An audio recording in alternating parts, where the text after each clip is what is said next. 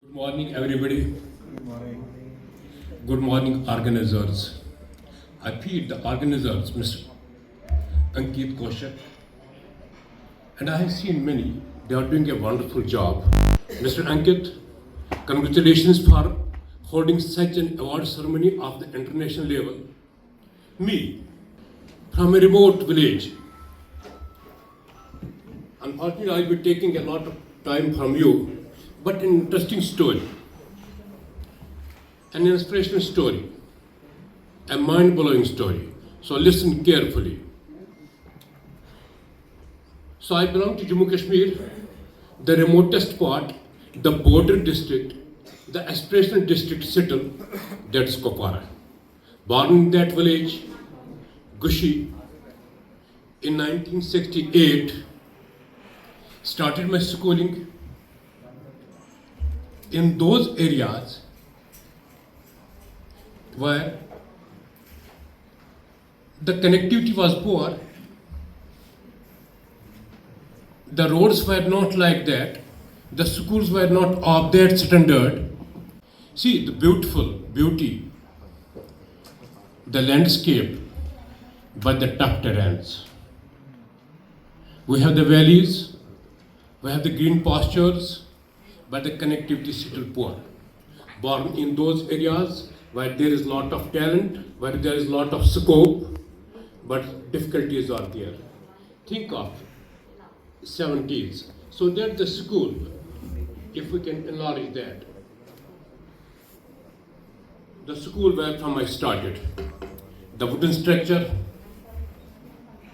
where we have the books, the teachers, the mentors, the tuitions, the accessibility was not at that time like that we have at present. So working through those stages and thinking of becoming a doctor was not an easy from where the two medical colleges were only there. So the dream, what I thought of becoming a doctor was at the age of 8, when my parents used to tell the stories that education is important for achieving the doctor and engineer was the most important at that time and most only known. Now in this present era we have many opportunities. So now I believe today that the positive thoughts put my family, my parents in my brain at that time motivated me to go toward the education. I did get 25th position in my matriculation in J&K board. I entered medical school, 17 seal open merit, with the belief that I have to get it. So many will be here. The law of attraction works.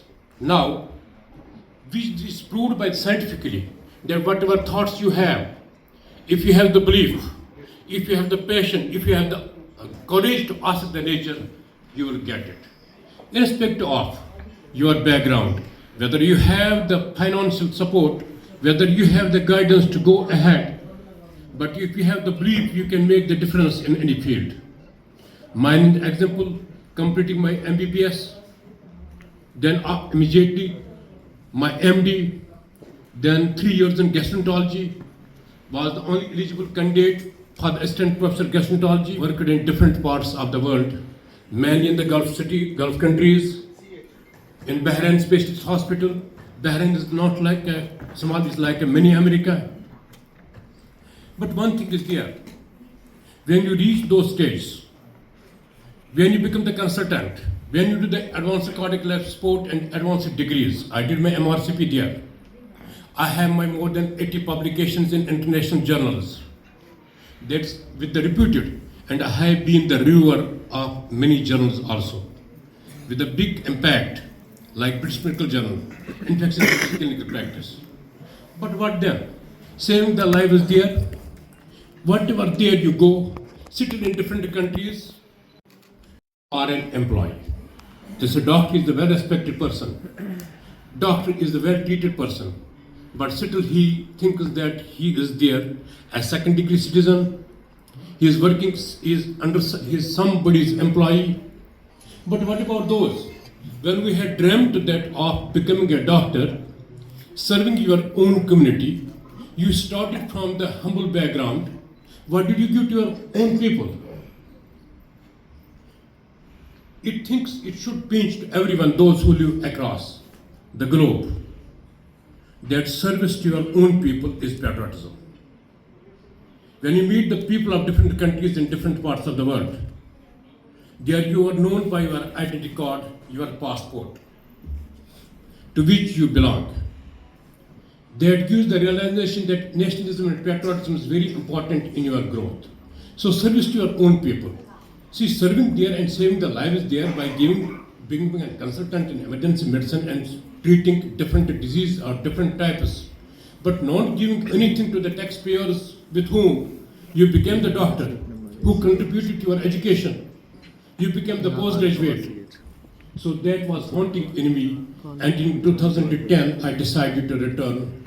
I thought the service to the people, give back to something, to my own country, to which I belong. I returned. I did set up the triage, which was not a concept. See, all of us belong to the village. Many will be from the urban areas. How difficult it is to carry the patients, refer the patients from the peripheral areas to the tertiary care hospital, which are in the urban centers only. Most of these, some people die on the way. Innocent villagers, they don't know. Innocent rural people, they don't know the city rules, the city smartness. When they go to the hospital, many of you will not be knowing how to get the ticket. So when they reach there, they die inside. So this stimulated me. Why not to decentralize the tertiary care? There came the dream of setting up a hospital in my own district for my own people in the rural and the border district, that is Kopara. And I am grateful, I am thankful to the people, to my staff, to other organizations who did support the quality healthcare hospital, a dream come true, a 50-bed multi-specialty hospital serving the poor people, serving the rural people, giving the state-of-art infrastructure, the first UT-based NABH accredited hospital, following the guidelines, but serving the poor people at an affordable cost.